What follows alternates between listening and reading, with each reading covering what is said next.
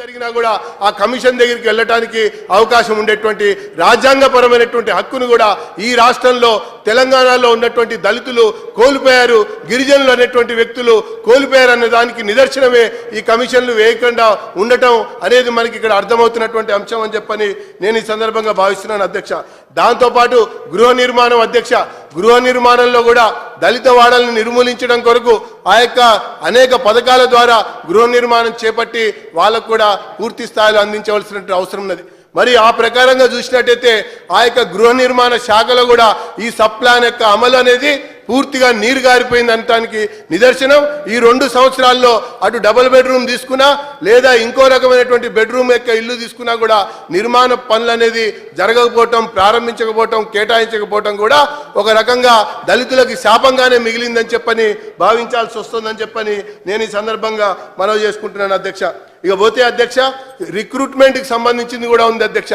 SC ST backlog సంబంధించినటువంటి విషయం అంతకుముందు ఉన్నటువంటి ఆంధ్రప్రదేశ్ రాష్ట్రం కావచ్చు, ఇప్పుడు ఏర్పడినటువంటి తెలంగాణ రాష్ట్రంలో కావచ్చు, ఎస్సీ ఎస్టీ బ్యాక్లాగ్ పోస్టులకు సంబంధించినటువంటి విషయంలో కూడా స్పెషల్ డ్రైవ్ ఇంతవరకు ప్లాన్ చేయకపోవటం, తీసుకోకపోవటం వల్ల కూడా ఆ యొక్క యువకులలో నిరాశ నిస్పృహనే కనబడుతున్నటువంటి దృశ్యాన్ని కూడా నేను మీకు ఈ సందర్భంగా మనవి చేసుకుంటున్నాను అధ్యక్ష.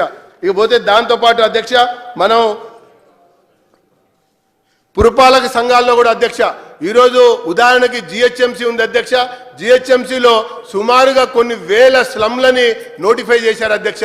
దళిత వాడల్లో అర్ధాంతరంగా నిర్మాణం చేసినటువంటి కమ్యూనిటీ హాళ్ళు ఇంకా అలాగే పడి ఉన్నాయి అధ్యక్ష. నా యొక్క నియోజకవర్గంలో కూడా ఎర్రగుంట అనేటువంటి బస్సు ఉంది అధ్యక్ష. 5 సంవత్సరాలు మట్టి ఆ యొక్క కమ్యూనిటీ హాల్ అలాగే పడి ఉంది అధ్యక్ష. అట్లానే గాంధీనగర్ అనేటువంటి బస్తీలో కూడా అలాగే పడి ఉంది అధ్యక్ష. చెర్లపల్లిలో కూడా అలాగే పడి ఉంది అధ్యక్ష. మహానగరంలో చూస్తే ఇంకా చాలా చోట్ల కూడా ఈ యొక్క దళిత వాడల్లో సప్లాన్ కింద కట్టవలసినటువంటి కమ్యూనిటీ హాల్స్ కూడా కట్టకుండా అక్కడనే పడిపోయి ఉన్నటువంటి అంశం వాస్తవమైనటువంటి విషయం అధ్యక్ష. ఇక పోతే ఎస్సీ ఉపకులాలు ఉన్నాయి అధ్యక్ష.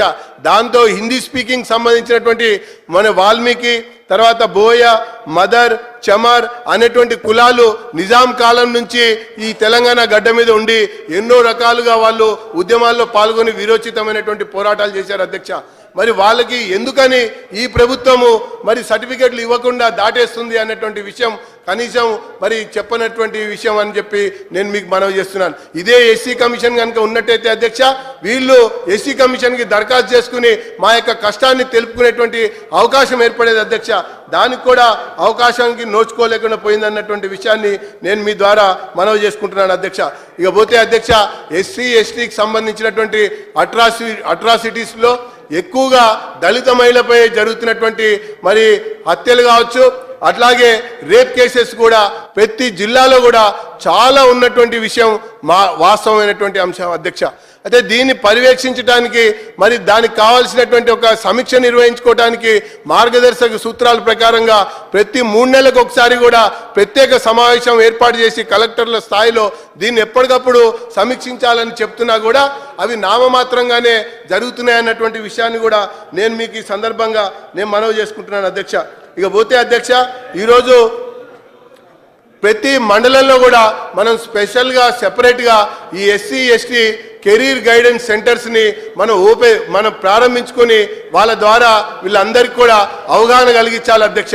ఈరోజు ఎస్సీలకు ఉన్నటువంటి సంక్షేమ పథకాలు కావచ్చు, ఎస్సీలకు ఉన్నటువంటి చట్టాలు కావచ్చు, ఎస్సీల యొక్క సాధికారికత కొరకు కావాల్సినటువంటి అంశాలు కావచ్చు, లేదా ఉపాధి ఉద్యోగం సంబంధించినటువంటి విషయంలో ప్రభుత్వాలు కల్పిస్తున్నటువంటి అన్ని రకాలుగా ఉన్నటువంటి విషయాలన్నిటి కూడా అవగాహన కల్పించడంలో కూడా మనం ఎక్కడికక్కడ వేసిన గొంగలుగానే ఉండటం వల్ల ఇన్ని సంవత్సరాల తర్వాత కూడా ఎస్సీలు ఇంకా సామాజికంగా, ఆర్థికంగా, రాజకీయంగా అటు గిరిజనులు కానీ ఇటు వీళ్ళు కానీ రాణించలేకపోతున్నారు అన్నటువంటి విషయం నగ్న సత్యం అని చెప్పని నేను ఈ సందర్భంగా తెలియజేసుకుంటున్నాను అధ్యక్ష.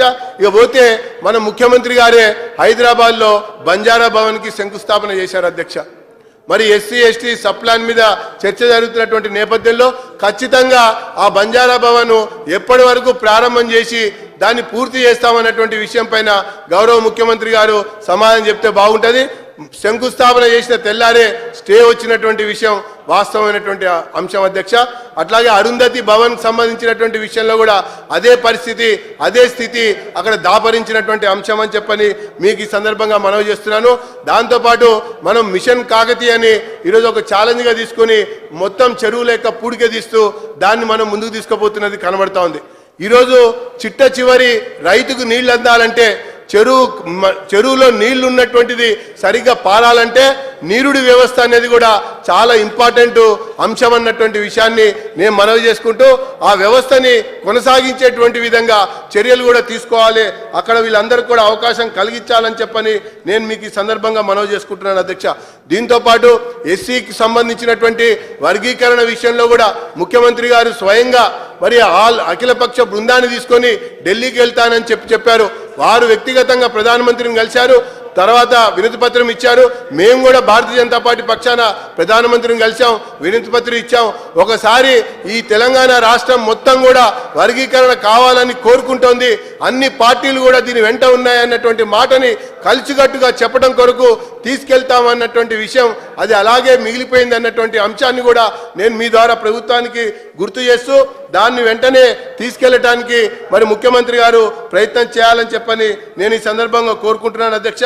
ఇక పోతే అధ్యక్ష, ప్రధానమంత్రి గారు మరి కేంద్ర ప్రభుత్వం కూడా ఈ సబ్ ప్లాన్కి సంబంధించిన విషయంలో వాళ్ళు కూడా అమలు చేయాలని చెప్పని చూస్తున్నటువంటి విషయం మనకు తెలిసిందే.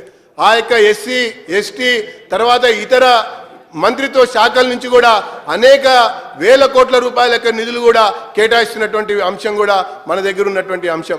మరి ఆ ప్రకారంగా మన రాష్ట్రానికి కూడా ఏ రకంగా కేంద్రం నుంచి ఈ వర్గాల యొక్క సహాయం కొరకు, అభ్యున్నతి కొరకు మరియు సామాజిక భద్రత కొరకు సహకారం అందిస్తుంది అన్నటువంటి విషయం మీద కూడా దృష్టి సారించవలసిన అవసరం ఉన్నది. ఈ మధ్యనే అంబేద్కర్ జయంతి నాడు మన కేంద్ర ప్రభుత్వం మరి ఒక స్టాండప్ ఇండియా అని, ఒక స్టార్టప్ ఇండియా అని ఒక ప్రత్యేక కార్యక్రమాన్ని తీసుకుని దళితుల్లో ఒక ఆత్మవిశ్వాసాన్ని నింపడం కొరకు, ఆత్మస్థైర్యాన్ని కల్పించడం కొరకు, ఎంటర్ప్రీనర్స్కి పూర్తి స్థాయిలో ఎటువంటి గ్యారంటీ లేనటువంటి ఒక రుణాన్ని అందించడం కొరకు చేసినటువంటి ప్రయత్నం అధ్యక్ష. మరి అది ఏ మేరకు మన దగ్గర ఇంప్లిమెంట్ చేయడం కొరకు సన్నాహం చేస్తున్నాం అన్నటువంటి అంశాన్ని కూడా వివరించవలసిన అవసరం ఉందని చెప్పని నేను భావిస్తున్నాను అధ్యక్ష. దీంతోపాటు దళితులు డిక్కీ పేరు మీద అనేక మంది మేము చిన్న చిన్న మైక్రో ప్రాసెసింగ్ యూనిట్స్ పెడతామని, స్మాల్ స్కేల్ యూనిట్స్ పెడతామని చెప్పని, మీడియం స్కేల్ యూనిట్స్ పెడతామని చెప్పని కొంత వేల మంది ఈరోజు దరఖాస్తులు పెట్టుకొని మన టీఎస్ఐసి చుట్టూ, అంతకుముందు ఉన్నటువంటి ఏపీఐఏసి చుట్టూ, ఇప్పుడున్నటువంటి ప్రభుత్వం చుట్టూ కూడా తిరుగుతున్నటువంటి విషయాలు కొన్ని వేల సంఖ్యలో దరఖాస్తులు ఉన్నాయని చెప్పని నేను మీకు మనవి చేస్తున్నాను అధ్యక్ష. మరి అవి ఎప్పటిలోగా పూర్తి చేసి వాళ్ళకి స్పెషల్గా యూనిట్స్ని కేటాయించి అన్ని రకాల యొక్క మన ఆదుకోవడం అనేది చేస్తారో చెప్పవలసిన అవసరం ఉందని చెప్పని నేను భావిస్తున్నాను అధ్యక్ష. దాంతోపాటు సంత్ సేవాలాలు, అదే రకంగా సంత్ రవిదాసు, వీళ్ళిద్దరూ కూడా ఆ యొక్క కులాల్లో పుట్టినటువంటి యుగ పురుషులు, మహాపురుషులు అధ్యక్ష. వీళ్ళ యొక్క జ్ఞాపకార్థం, వీళ్ళ యొక్క ప్రత్యేకమైనటువంటి ఒక కృషిని దృష్టిలో పెట్టుకుని ఈ ప్రభుత్వం వాళ్ళ పేర్ల మీద ప్రత్యేకమైనటువంటి కార్యక్రమాలను కూడా తీసుకోవాల్సినటువంటి అవసరం, బాధ్యత ఉందని కూడా నేను ఈ సందర్భంగా నేను భావిస్తున్నాను అధ్యక్ష. ఇక దాంతో పాటుగా ఒక 2-3 విషయాలే ఉన్నాయి అధ్యక్ష. ఇక మనం ఇవన్నీ విషయాలు కనుక ఆలోచించినట్టయితే ఒకటి మాత్రం వాస్తవం అధ్యక్ష, ఈరోజు కళ్యాణ లక్ష్మికి సంబంధించినటువంటి విషయంలో కూడా మనం దళితులకి, గిరిజనులకి, మైనారిటీలకు కూడా ఇస్తున్నాం అధ్యక్ష. ఈరోజు ప్రభుత్వం యొక్క ఆశయము ఈ సంక్షేమము పెద్ద ఎత్తున చేస్తామని చెప్తా ఉన్నారు అధ్యక్ష.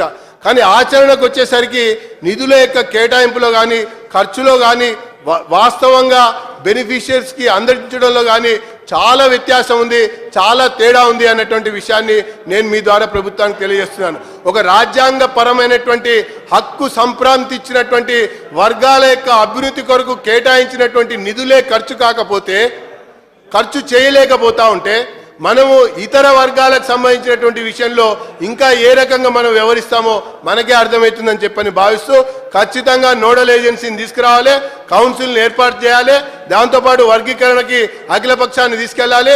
దాంతోపాటు స్వయం ఉపాధి కొరకు ఎస్సీ కార్పొరేషన్, ఎస్టీ కార్పొరేషన్ ఎంతమంది దరఖాస్తు చేసుకుంటారో అందరికి కూడా అందించేటువంటి విధంగా చూడటంతో పాటు ప్రతి దరఖాస్తుదారికి కూడా కళ్యాణ లక్ష్మిలో అందేటట్టుగా అందించడంతో పాటు ఈ ఉపకులాలకు కూడా మీరు ఖచ్చితంగా సర్టిఫికేట్లు ఇచ్చేటట్టుగా చూడాలని చెప్పని మీ ద్వారా నేను ప్రభుత్వాన్ని కోరుతూ నాకు అవకాశం ఇచ్చినందుకు మీకు ధన్యవాదాలు తెలియజేస్తూ ముగిస్తున్నా. భారత్ మాతాకి జై.